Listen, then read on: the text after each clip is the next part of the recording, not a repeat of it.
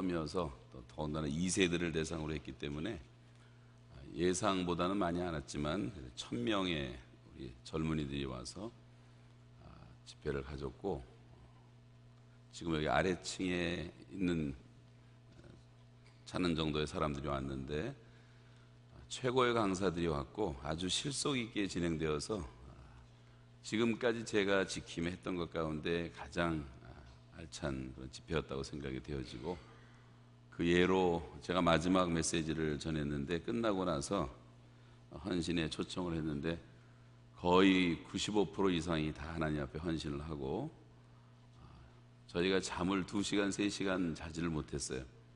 끝나고 나서 계속 줄 서서 상담하고 또 심지어 안수해달라고 하는 젊은이들이 다 미국과 카나다와 전 세계에서 온 아이들인데 지금 영어를 가리키고 또 직장 생활을 하는 그런 형제 자매들이었는데, 하나님이 얼마나 이렇게 귀한 젊은이들을 많이 준비시켰는지 참 은혜가 많이 되었습니다.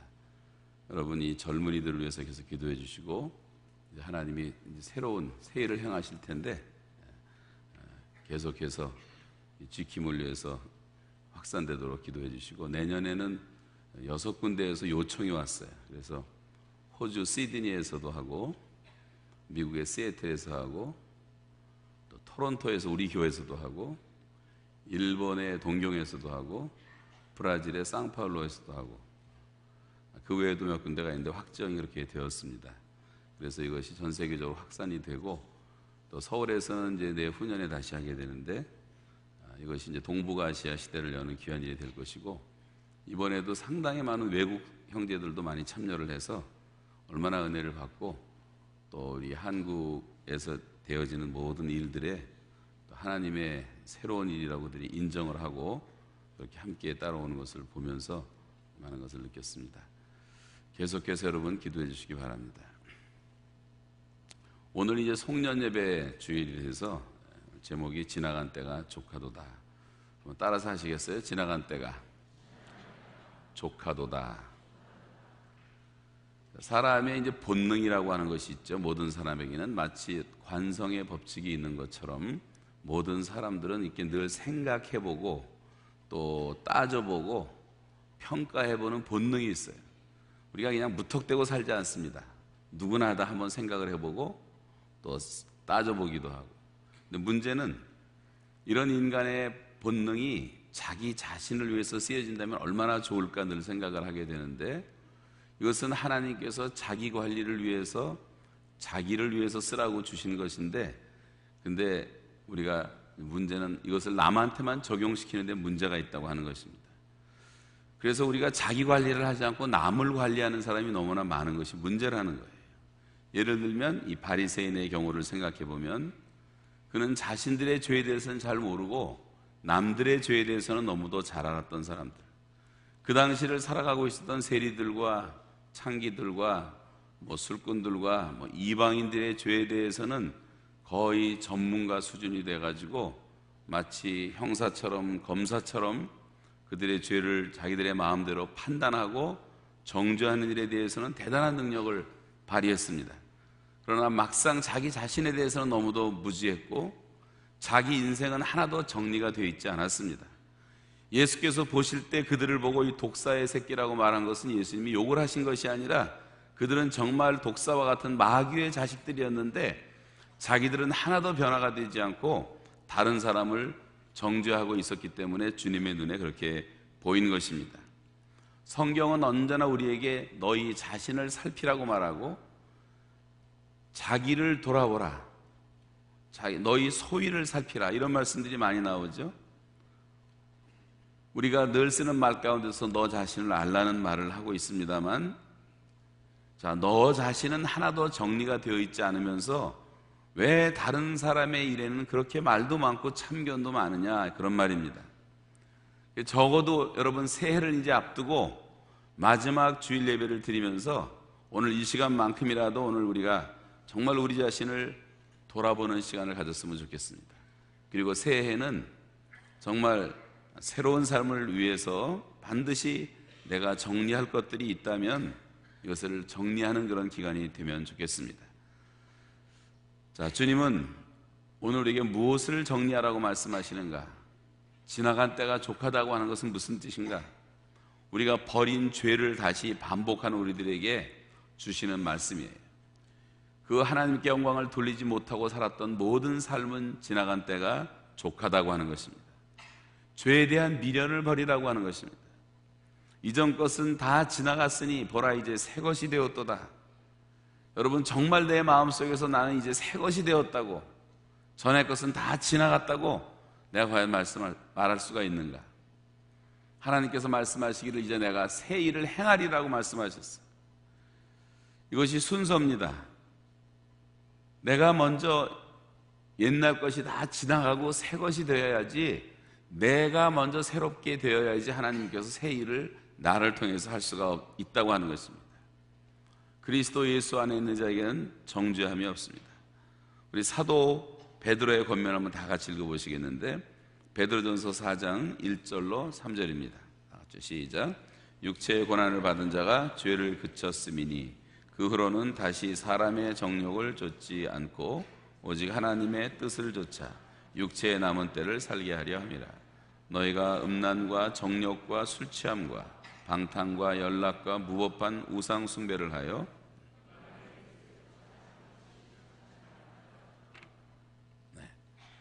여기 보시면 그만큼 죄를 짓고 살았으면 지나간 때가 족한 줄로 알라고 또 권면하는 거죠. 여기서 시작이 이렇게 됩니다. 육체의 고난을 받으면 죄가 그친다. 이게 사실은 굉장히 무서운 말씀이죠. 이것은 하나님의 은혜이긴 하지만 여러분, 중병에 걸리고 죽을 병에 걸리면 그제서야 대부분 사람들은 정신을 차리기는 한다, 그런 말이에요. 그래서 깨어서 기도하게 된다. 왜 이렇게도 우리에게 고난이 많은가? 고난이 많다고 하는 것은 무슨 뜻입니까? 이것은 어떻게 보면 마땅히 지금은 그냥 기도할 정도가 아니라 금식하며 기도할 때가 되었다고 하는 거예요. 자, 우리가 이런 새로운 마음을 갖고 살기 위해서 정말 내 마음대로 되지 않는 것이 내 삶이라고 한다면 정말 주님께서 내 마음을 그렇게 돌이켜 주시도록 하나님의 은혜를 구하는 마음으로 우리가 살기 위해서는 어떤 삶을 살아야 할까? 오늘 우리 몇 가지 생각해 보면, 첫 번째는 오늘 성경에서는 맹목적인 삶을 버리라고 말씀하고 있습니다.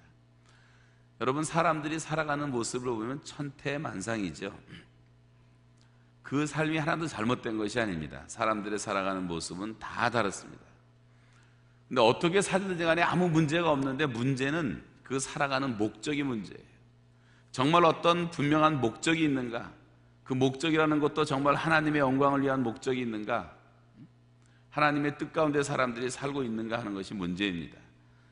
우리가 좀 바쁘게 살고 착하게 살고 성공적인 삶을 살고 여러 가지 형태 다 중요하지만 목적이 있어야 한다는 것인데, 오늘 17절의 말씀을 보시면 같이 읽겠습니다. 시작. 그러므로 내가 이것을 말하며 주 안에서 증거하노니 이제부터는 이방인이 그 마음에 허망한 것으로 행함같이 너희는 행하지 말라. 네. 이방인이 그 마음에 허망한 것으로 행함같이. 여러분, 우리가 성도로서 하나님 앞에서 예배하면서도 항상 느끼는 것 가운데 나는 왜 이렇게 많이 성장하지를 못하는가 라는 질문을 하게 됩니다. 그 답은 성경에서 아직도 우리 속에 이방인의 습관이 남아서 허망한 생각을 버리지 못하기 때문이라고 성경은 말씀합니다. 이 마음에 허망한 것이라고 하는 말을 우리가 다시 쉽게 말하면 이것은 맹목적인 삶을 산다고 할 수가 있는, 맹목적인 삶, 원래 단어의 의미가 그런 뜻입니다.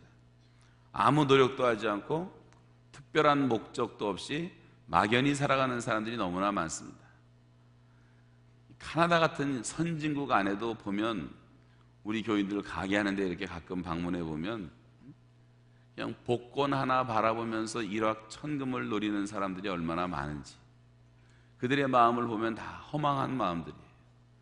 사람들이 남의 것을 속여서 빼앗으려는 마음, 부정직한 방법으로 부당한 이익을 얻으려고 하는 그런 사람들의 마음, 심지어 사랑하는 사람들, 친구들, 가까운 사람들까지 이용해서 사기를 치는 마음, 사람들의 마음속에 얼마나 허망한 마음이 가득 차 있는가 하는 것입니다. 이 세상에는 아무런 목적 없이 살아가는 사람들이 굉장히 많습니다. 내가 도대체 왜 사는지, 무엇을 위해서 살아야 하는지, 지금 어떻게 살아야 하는지 삶에 분명한 철학도 없고 목적이 없고 방향도 없고, 그래서 방황하는 사람들이 많다고 하는 것입니다. 사람이 분명한 삶의 목적이 없다고 하는 말은 마치 망망한 바다 가운데 길을 잃고 헤매고 있는 떠돌이배와 같은 모습이라고 할 수가 있고, 핸들이 망가진 자동차를 운전하는 사람의 모습과도 같은 것입니다.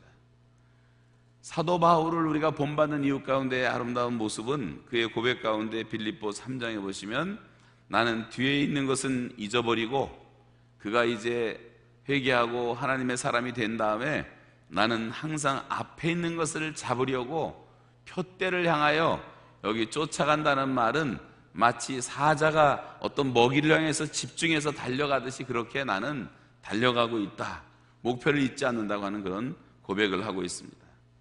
여러분, 2014년도를 맞으면서 이런 맹목적인 모든 삶을 벗어버리고 정말 분명한 하나님의 뜻을 쫓는 그런 목적을 가지고 살아가는 한 해가 되시기를 주님께서는 원하고 계신 것입니다. 우리의 삶의 목적은 도대체 무엇인가? 고린도전서 10장 31절에 보시면 우리가 잘 아는 유명한 말씀, 여러분, 하나님의 뜻, 또 우리가 살아가는 삶의 목적을 복잡하게 생각할 게 없어요. 이 한마디를 같이 한번 읽겠습니다. 다 같이 시작. 그런즉 너희가 먹든지 마시든지 무엇을 하든지 다 하나님의 영광을 위하여.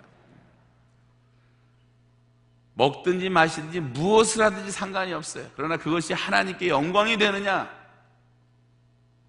그거 하나만 물으라고 하는 것입니다. 하나님이 우리를 지으셨을 때 하나님의 지으심을 받은 하나님의 백성들이 할 일은 도대체 무엇인가? 성경은 말하기를 이 백성은 나의 찬송을 부르게 하려 함이라 그랬어요. 찬송을 불러야 돼요. 내 삶 자체가 하나님께 찬송이 돼야 돼요. 하나님께 영광이 돼야 돼요. 복잡하게 어렵게 생각할 것이 하나도 없습니다. 이것을 항상 물으면서 살아야 됩니다. 아까 우리가 찬양팀들 제가 보면서, 우리 한 자매가 오늘 새로 올라왔는데, 우리 승환이 형제 결혼한 부부, 우리 소영자매인데 카나다 와서 예수를 믿고 주님을 만나서 기뻐가지고 찬양을 하는데, 이제는 찬양을 하다가 원래 또 찬양에 소명이 은사가 있어가지고 찬양 사역자까지 됐습니다만, 제가 이 찬양하는 분들께 한 분 한 분 거의 다 오늘 7명이 섰는데 7분 한 분 한 분 보면 이분들 자체가 찬송이에요. 찬양도 물론 잘하지만 우리의 삶이 이렇게 찬송이 되면 얼마나 좋을까. 우리 손승덕 집사님 비롯해서 7명 모두에게 은혜를 받았어요. 그렇다고 성가대 은혜 받지 않은 게 아니고 성가대 1년 동안 너무 많은 수고를 하셨습니다. 우리 찬양팀과 성가대를 위해서 한번 박수로 한번 격려해 주시기 바랍니다.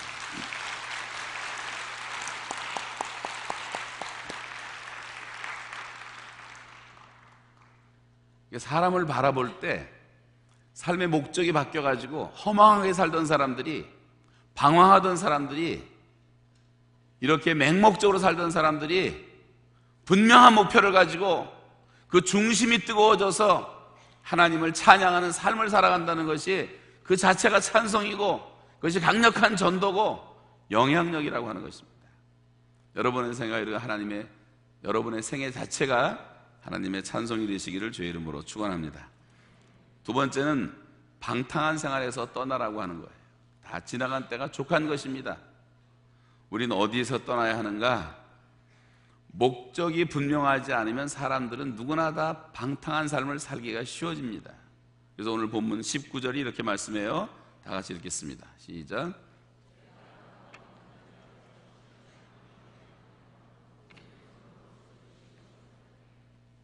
나중에는 감각이 없어져가지고 방탕에 자기를 방임한다고 말하고 있어요.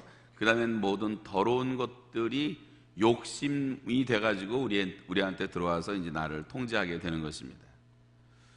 그렇게 나를 그게 죄 가운데로 인도하는 삶에 대해서 내가 아무런 통제도 안 하고 그냥 내버려 두고, 어떤 때는 습관이 돼버리고 그렇게 살아갈 수밖에 없다고 하는 거죠. 여기서 방탕에 방임된 마음이라고 하는 것은 자포자기하는 거예요. 자기를 포기해버리는 거예요. 그리고 자기 관리의 능력이 없어진 거예요. 주께서는 계속 우리에게 말씀하시는데 죄의 습관에 매여가지고 자기를 그대로 내버려두고 있는 마음의 상태, 그날그날을 그냥 방임 상태에서 지내는 삶을 의미하는 것입니다.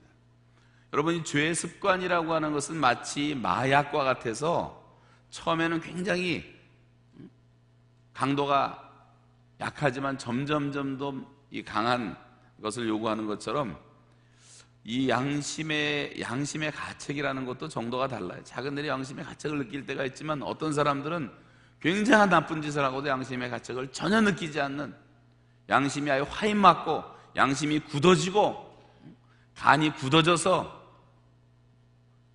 죽음이 오는 것처럼 그렇게 마음이 굳어진 사람들이 많다고 하는 것입니다. 이런 마음을 깰 수가 없어요, 사람이. 그래서 하나님께서 불가피하게 허용하시는 것이 있어요. 이건 하나님의 계획은 아니지만 하나님이 허용하실 수밖에 없는 하나님의 채찍이 있는데, 하나님의 백성들의 마음들 자체가 굳어질 때는 초강수를 쓰시는 경우가 있습니다. 하나님께서 이스라엘 백성들을 출애굽시킬 때 가나안 복지로 인도하시는 과정에 40년 동안 그 노예 생활의 근성에 찌들어 있었던 이스라엘 백성들을 훈련시키는 과정에 이 세 가지를 쓰셨는데, 그것이 바로 전쟁과 재난과 질병이라고 하는 것이에요. 이것이 하나의 하나님의 채찍이라고 할 수가 있습니다.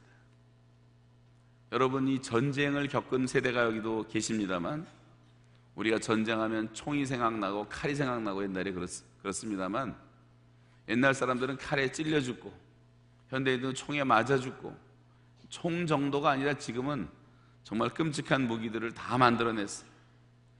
6.25라고 하는 전쟁으로 통해서 우리나라가 폐허가 된 다음에, 여러분, 6.25라는 전쟁은 하나님께서 초강수를 두신 우리 민족을 향한 무서운 채찍이었어요. 그 비참함과 고통을 우리가 말로 다 할 수가 없을 것입니다. 지금 대한민국은 아직도 전쟁의 위험을 느끼면서 살 수밖에 없는 위험한 상황이에요. 만약에 한 번 더 하나님께서 이 채찍을 사용하신다면 우리 민족은 어떻게 될 것인가? 물론 6.25 때문에 우리가 사실 정신 차린 것이 많이 있죠. 오히려 우리나라가 발전하게 되었습니다. 반공정신으로 무장하게 되었고, 하나님 앞에 나오게 되었고, 경제 발전을 일으키게 되었고, 이 전쟁이라는 무서운 채찍은 아픈 것이지만, 그러나 그것을 통해서 회개할 때 그 전쟁이라는 것도 하나의 은혜의 도구로 사용될 수가 물론 있는 것입니다. 그렇다고 우리가 맨날 전쟁, 그런 인간이 경험할 수 있는 가장 고통스러운 것을 우리가 기다릴 수는 없는 것 아니겠어요? 재난이라는 채찍도 있습니다. 우리가 요즘에 늘 겪는 지진, 홍수, 여러 가지 흉년, 기근, 쓰나미, 지난 주간에 왔던, 여러분, 얼음꽃이 조금 세게 얼었더니 나무가 다 부러지고 전기가 나가서 칠흑 같은 어둠이 덮이고 집안은 얼음장같이 차가워지고, 짧은 기간이지만 고생 많이 하셨죠. 금년에도 필리핀의 홍수 때문에 수도 없이 많은 사람이 지금도 고통을 당하고 있어요. 일본의 쓰나미로 인해서 일본 전역이 다 기가 죽어서 지금 발악을 하며 살고 있어요. 그러나 이것 때문에 회개할 수 있다면 얼마나 감사한 일일까.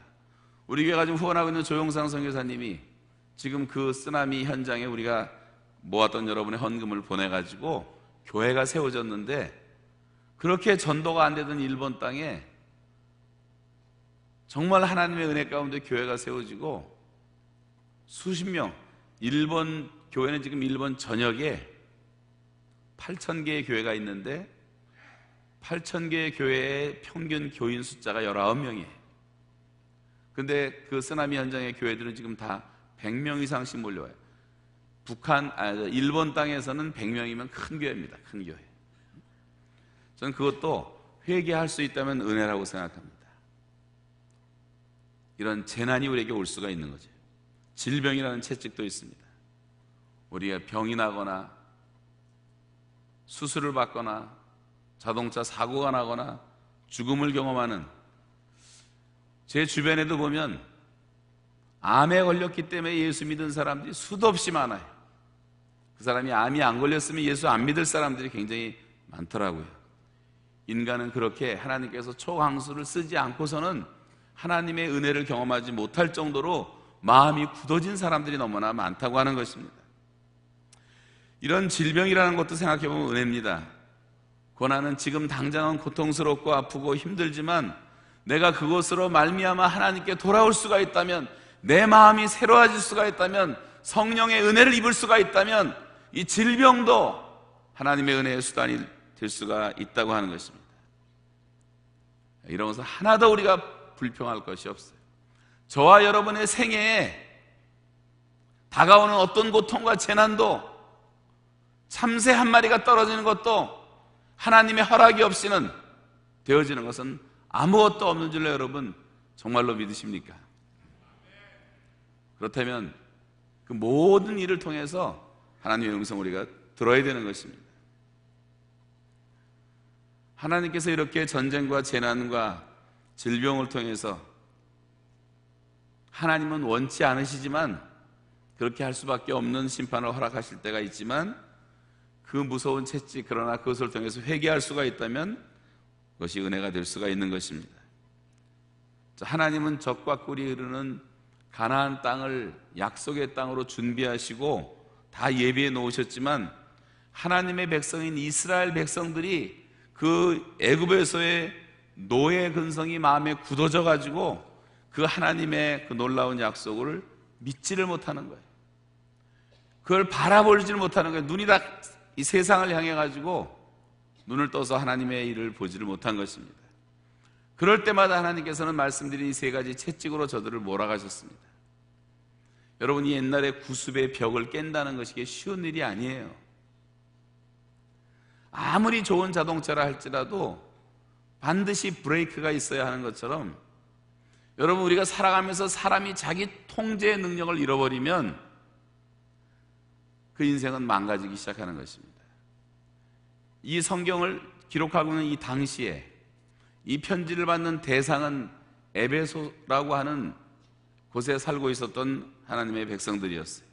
여러분, 에베소에는 그 당시에도 세계에서 엄청난 관광객이 몰려들던 도시였습니다. 지금 에베소를 이제 터키 가보신 분들은 아시지만 지금도 그 에베소의 규모와 유용이라고 하는 것은 정말 대단합니다. 그렇다면 그 당시에 에베소를 방문했을 때 사람들이 보았던 그 에베소의 다이애나 신전의 유용이라고 하는 것은 가히 보는 사람이 즉시로 압도당함을 느낄 정도로 아마 굉장했을 거예요, 유형이.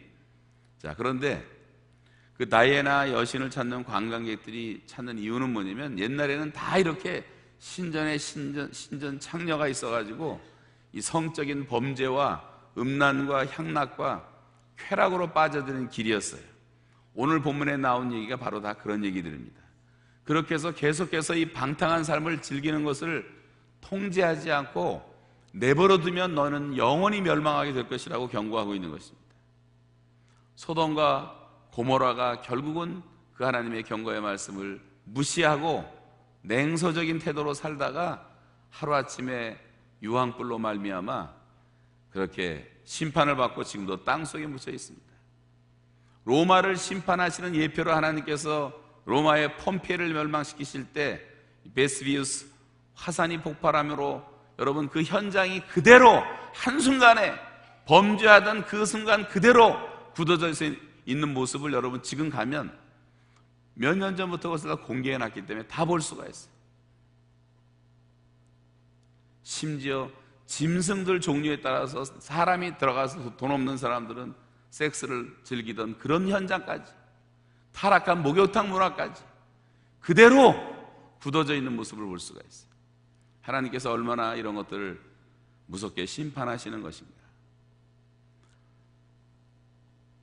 한국에는 요즘에 또 카지노가 많아가지고요, 전 세계 수천 군데의 사람들이 카지노 다니는 모습을 보는데 아무 볼품도 없는 폐광, 거기에도 전국에서 수많은 도박꾼들이 몰려듭니다. 심지어 북한 땅에도 카지노가 있어서 1997년도에 홍콩이 들어와서 지어놓은 건물, 북한의 나산의 앞바다에 지어놓은 그 카지노에 중국 사람들이 수없이 몰려들어요. 이번에 장성택 사건 가운데 하나도 그렇고 그런 사람들, 간부라는 놈들이 다 속여가지고 들어가서 카지노에서 장난질을 하고, 그것에 가서 한번 즐기고 가는 것이 아니라 폐가 망신할 때까지 도박에 빠져드는 사람들을 볼 수가 있습니다. 여러분, 이 도박이라는 것에 빠져들면 헤어나지를 못해요. 특별히 중국 사람들, 가정 망치고 이혼당하고 직장에서 쫓겨나고 사회에서 고립되는 폐인이 돼가는 사람들이 얼마나 많은지. 이와 같이 각 사람마다 좋아하는 그런 쾌락의 종류와 장소는 수없이 많을 것입니다. 여러분이 설마 그런 것은 안 한다 할지라도,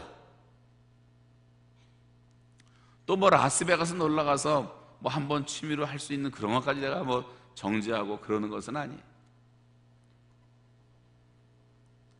그러나 우리가 무엇이든지 한번 잘못된 일인 줄 알았으면 그것을 더 이상 내버려 두지 말고 그 방탕에 나를 방임하지 말고 이것을 좀 통제해서 돌아서야 되는데, 하나님이 기뻐하시는 것은 바로 그거예요.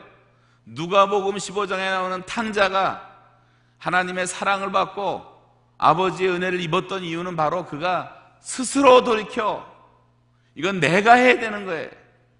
자기가 스스로 돌이켜서 하나님께, 아버지께 돌아왔다는 점이 훌륭한 것입니다. 아버지의 재산을 다 탕진하고 하나님이 주신 우리의 삶을 다 탕진하고 2013년이라고 하는 하나님이 주신 어마어마한 귀한 시간들, 그 시간 하나하나가 생명이고, 우리가 좀 더 말씀 보고 기도하고 준비하고 하나님을 위해서 얼마든지 살 수 있는 귀한 시간들을 다 탕진했다면, 여러분, 스스로 돌이킬 줄 아는 마음이 있어야 된다는 거예요. 자기가 자기에게 돌아가지 않으면 하나님께 먼저 돌아올 수가 없습니다. 만약 이 탕자가 거기서 돌아오지 않았다면 그는 영원한 탕자가 되고 말았을 것입니다. 그러나 이 아들은 자기의 잘못된 삶을 후회하면서 차라리 이제는 종의 하나로 나를 써달라는 그런 겸손한 마음을 가지고 아버지 품으로 돌아왔기 때문에 그런 회복의 은총을 입을 수가 있었습니다. 사랑하신 여러분, 지금 저와 여러분이 가는 길은 어떤 길인가를 생각해 보세요. 혹시 잘못된 길로 내가 가고 있다면 계속 가면 안 됩니다. 혹시 방탕한 삶을 살고 있다면 계속 방탕하면 안 되는 것입니다. 돌아오라고 말해요. 어서 돌아오. 오늘 제가 마지막 찬송 두 곡을, 여기서는 한 곡밖에 안 부르지만 박 목사님 작곡하신 찬송으로 넣습니다만, 오늘 우리가 끝나고 부를 찬송 가운데 하나도 어서 돌아오, 어서 돌아오, 돌아만 오. 지은 죄가 아무리 무겁고 크기로 주었지 못 담당하고 못 받으시리요. 우리 주의 넓은 가슴은 하늘보다 넓고 넓어. 어서 돌아오, 어서 돌아오, 어서 돌아만 오. 우리 주는 날마다 기다리신다오. 밤마다 문 열어놓고 마음 졸이시며 나간 자식 돌아오기만 밤새 기다리신다. 또 하나 우리가 일부에 불렀던 찬송은 지금까지 지내온 것 주의 크신 은혜라. 은혜가 아니면 우리의 삶을 설명할 길이 없지 않습니까? 하나님은 자비로우신 분이에요. 지금도 돌아오라고 말씀하십니다. 그렇게 목적 없는 맹목적인 삶에서 좀 돌이켜라. 방탕으로 하지 않느냐? 그것을 좀 버려라. 세 번째는, 그래서 결국 그 말씀은 욕심을 버리라는 말씀. 욕심을 버려라.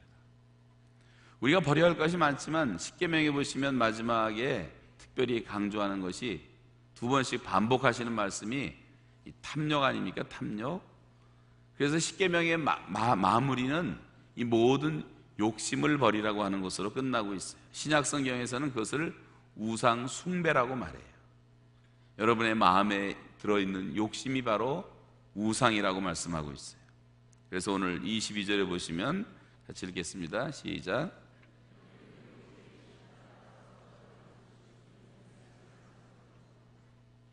네. 옛날부터 내려오던 낡은 습관이라는 게 있어요.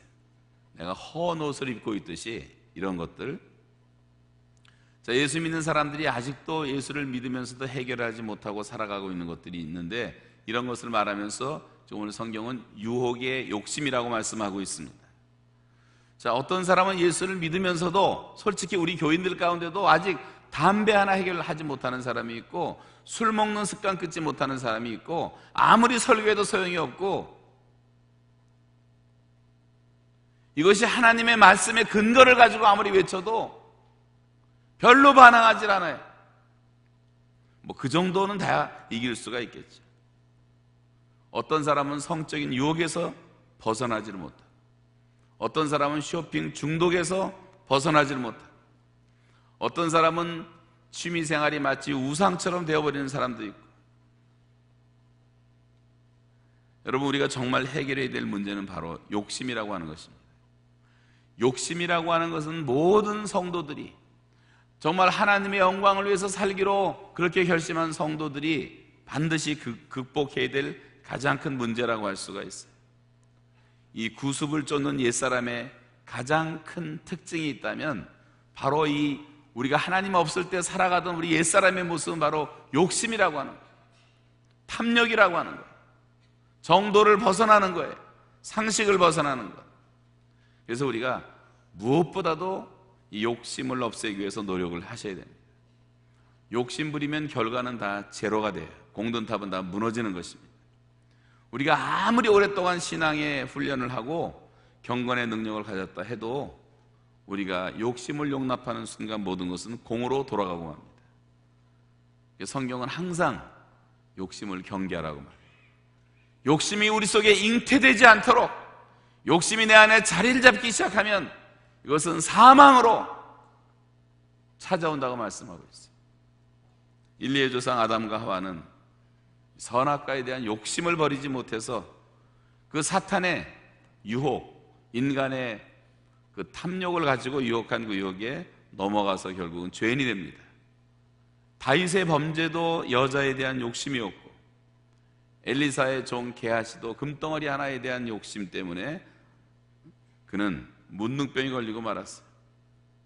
예수의 제자로 부름받았다는 지구상의 가장 큰 특권을 누렸던 사람 가운데 하나인 가룟 유다는 이 돈에 대한 욕심을 버리지 못해서 스승인 예수님을 팔아버렸습니다. 여러분, 욕심이라는 옷을 입고 성공할 수 있는 사람은 아무도 없습니다. 성도는 옛날 옷, 낡은 옷, 욕심이라는 옷을 벗어야 된다고 성경은 말합니다. 여러분, 모든 욕심을 버리고 하나님 한 분만 욕심내고 예수 그리스도 한 분만 정말 내가 그분으로 만족하다는 그런 믿음을 가지고 한 해를 정리하고 새해를 출발하시기를 주의 이름으로 축원합니다. 마지막 네 번째는 이제 새 사람을 입으라고 하는 것입니다. 우리가 무슨 새로운 일을 하기에 앞서서 우리가 해야 될 더 중요한 것은 항상 내 자신이 새로워지는 것입니다. 내가 무슨 새 일을 하는 것이 중요한 것이 아니라 정말 내가 새로워졌는가가 중요한 거예요. 그래서 오늘 성경에 보시면 항상 성경은 심령으로 새로워져라. 너희 속사람을 새롭게 하라. 로마서 12장에도 너희 마음의 변화를 받아.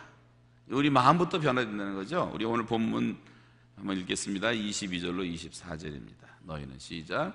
너희는 유혹의 욕심을 따라 썩어져가는 구습을 따르는 옛사람을 벗어버리고 오직 너희의 심령이 새롭게 되어 하나님을 따라 의와 진리의 거룩함으로 지으심을 받은 새 사람을 입으라.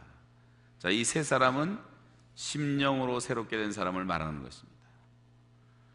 마음이 새롭게 돼야지 변화가 찾아오는 거예요.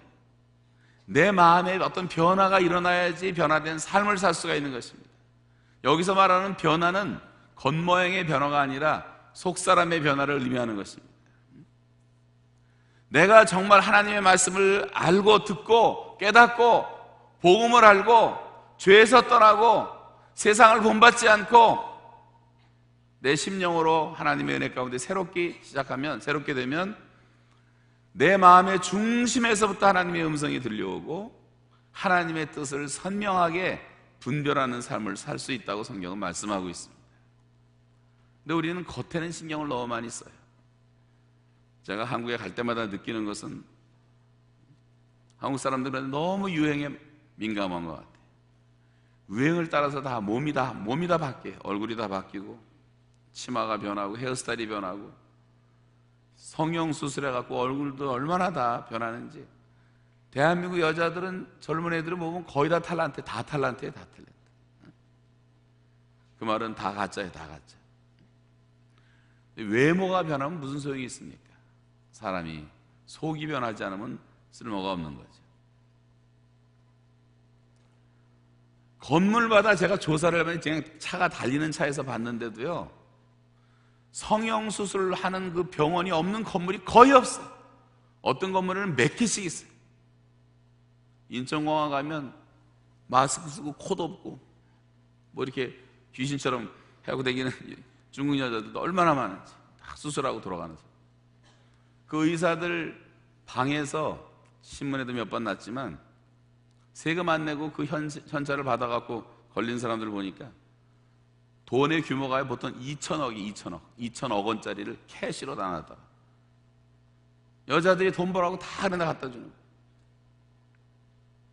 다 망할 징조입니다. 그렇게 살아간다는 것. 우리가 땅의 것을 생각지 말라 그랬어요. 성도들은 위의 것을 생각하고 하나님의 나라를 바라보고 주께서 우리에게 예배하신 가나안 천국을 바라보고 살라고 말씀하신 것, 여러분 정말 믿으십니까? 그 천국 백성답게 사시기를 바랍니다. 제가 얼마 전에 우간다의 부흥이라고 하는 영상물을 보게 됐는데 그 영상물을 보면서 많은 아픔을 느꼈고 또 감동도 많이 받았어요. 여러분, 우간다라고 하는 나라를 생각하면 아마 여러분의 기억 속에 제일 먼저 떠오르는 인물이 있을 거예요. 독재자, 아주 지독한 독재자 누구죠? 아디 아민. 이디아민이죠. 아민이라는 사람. 이 한 사람 때문에 그 나라에서 얼마나 많은 사람이 죽어갔는지 몰라요. 지금 북한에도 이제 공포 정치가 시작돼갖고 많은 사람이 죽어가고 있는데,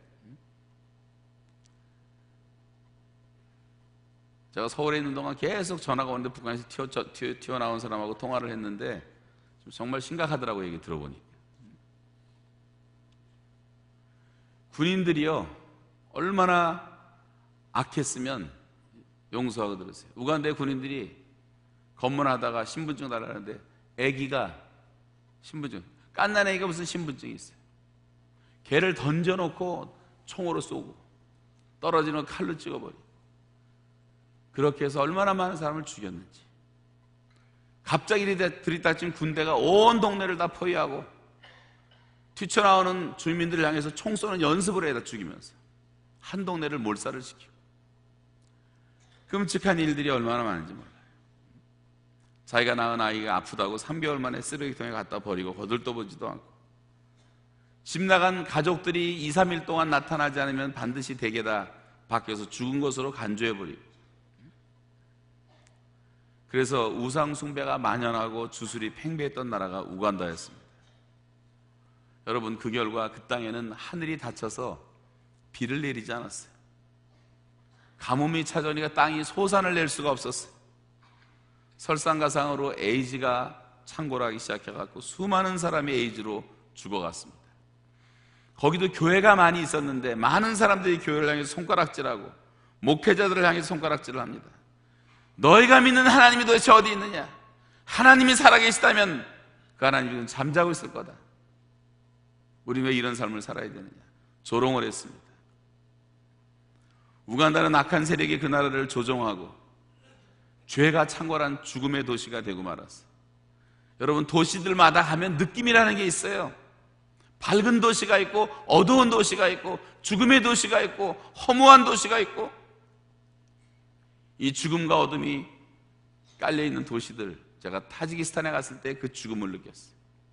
아프가니스탄에 갔을 때 그 어두움과 허무와 죽음의 영들이 움직이는 것을 느낄 수가 있었어요. 이라크도 마찬가지. 그때 우간다의 목회자들이 모여서 기도하기 시작했어요. 늪지에 숨어서 밤을 새워가면서 기도하기 시작했어요. 그랬더니 교회 성도들이 일어나서 기도하기 시작했어요. 하나님, 이 나라를 불쌍히 여겨달라고 무서우니까 다 숨어서 한 마음으로 기도했어요. 이 죽음의 땅을 구해달라고 눈물을 흘리면서 기도하고 또 기도하고, 나중에는 힘을 얻어갖고 다 모여서 공설운동장에 모여갖고 철회하면서 기도를 했어요. 교회마다 구역마다 기도 소리가 끊이질 않았어요. 그 많은 기도가 하나님 앞에 올려지기 시작했을 때 그 성도들의 마음속에 무엇인가 적셔지기 시작했대요. 그리고 성령의 은혜가 임하기 시작하고, 그리고 영적인 각성이 일어나기 시작하고, 우간다에는 다시 부흥이 찾아왔습니다.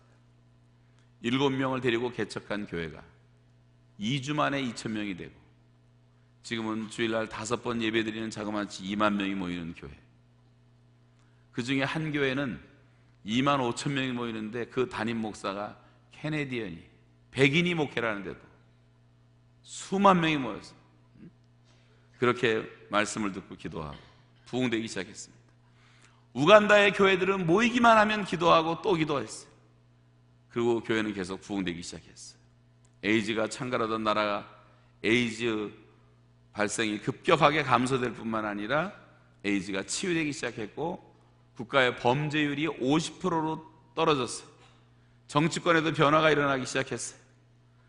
1999년 12월 31일 2000년을 맞이하는 뉴 밀레니엄 앞두고 월드컵 경기장 같은 곳에 대통령을 비롯한 모든 정치권의 지도자들과 백성들이 다 모여서 새천년을 앞두고 그들은 전 국민이 하나님 앞에 우간다는 앞으로 우상 숭배를 버리고 주수를 타파하고 주님을 모시고 살기로 다짐하고 하나님께 자기 나라를 봉헌하는 그런 예배가 있었어요.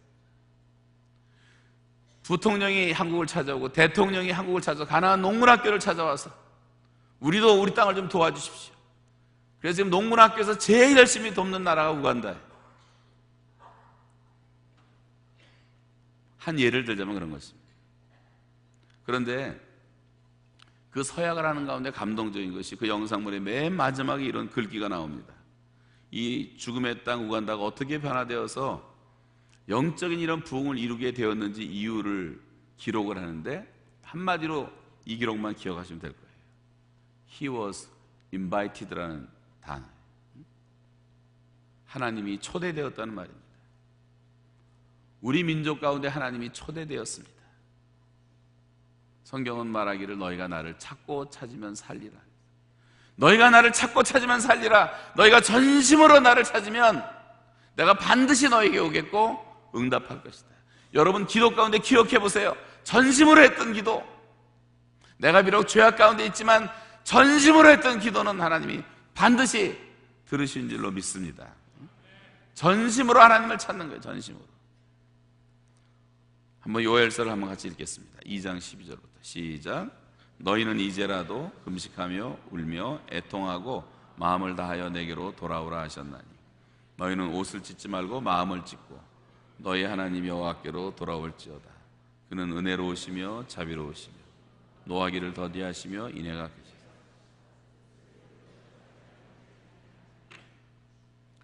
자, 우리에게 늘 고마운 말씀이, 하나님은 그렇게 뜻을 때로는 돌이키시는 하나님이에요. 하나님의 돌이킬 수 없는 뜻이 있죠. 뭘 절대적인 뜻. 우리가 하나님의 창조의 역사나 구속의 역사나 십자가나 이런 것은 인간이 아무리 기도해서도 절대 안 되고, 이건 돌이킬 수 없는 뜻이 있지만 하나님의 도덕적인 뜻은 돌이켜질 수가 있어요. 내 삶이 바뀌면 하나님의 뜻도 바뀌는 거예요. 그래서 돌이켜 재앙을 내리지 아니하리라. 자, 우리는 하나님 앞에 나아가지 않고는 살 수가 없는 사람들 아니에요? 예수께서 말씀하시기를 내가 길이요 진리요 생명이라 하셨다면, 다른 이로 말미암지 않고서는 이 생명을 받을 수가 없다면, 여러분, 그렇다면 우리가 주님 없이 어떻게 살 수가 있겠어요? 불가능한 것입니다. 새로운 생명, 영원한 생명, 부활의 능력, 예수 그리스도 없이는 가능하지 않은 것입니다. 이 모든 것은 힘으로 능으로 안 되지만 오직 나의 신으로 될 수 있다. 여러분, 하나님의 신으로 모든 것은 가능한 줄로 믿습니다. 이제 우리에게 중요한 것은 옛사람을 벗어버리는 게 남아있습니다. 낡은 옷을 벗어버려야 돼요. 성경은 지나간 때가 족하다고 말씀하십니다. 중요한 것은 우리의 선택이 이제 남아있는 것입니다. 우리에게는 하나님의 새로운 생명이 주어졌고 이제는 우리 스스로가 그만큼 연단을 받았으면, 그만큼 하나님의 말씀을 배웠으면 이제는 바른 선택을 하는 것만 남아있습니다. 우리 모세의 마지막 설교 한 번 읽고 마치겠어요. 신명기 30장 19절입니다. 시작. 내가 오늘 하늘과 땅을 불러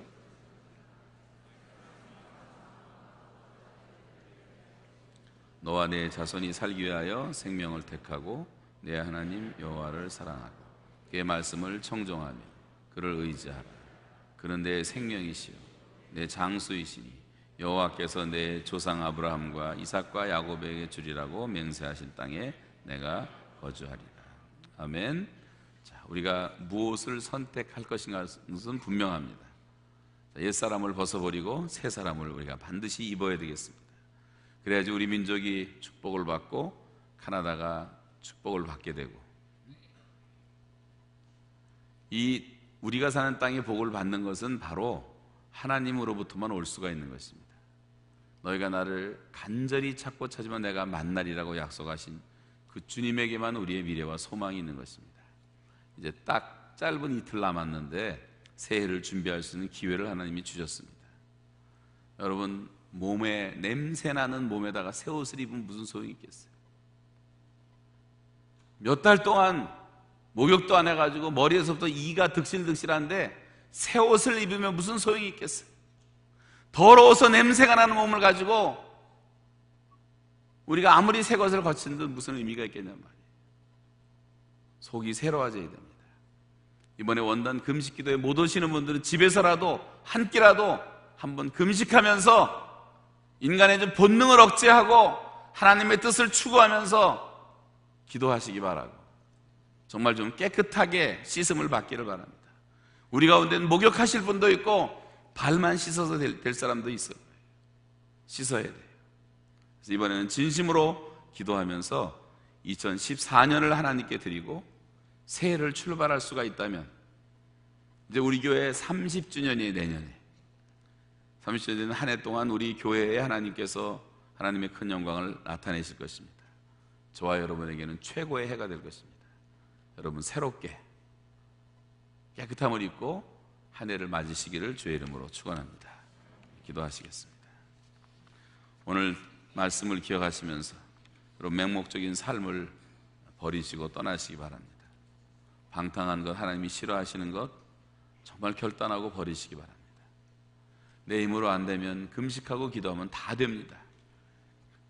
기도로 안 되는 것들이 있어요. 기도조차 하기 싫을 때가 있어요. 그러나 여러분, 다 모든 것을 포기하고 금식하고 하나님 바라보면 모든 것이 다 이루어질 수가 있어요. 욕심을 버리셔야 됩니다. 새 사람을 입으셔야 됩니다. 하나님, 이런 은혜를 달라고 우리가 3, 4분 동안 한 목소리 같이 기도하시겠습니다.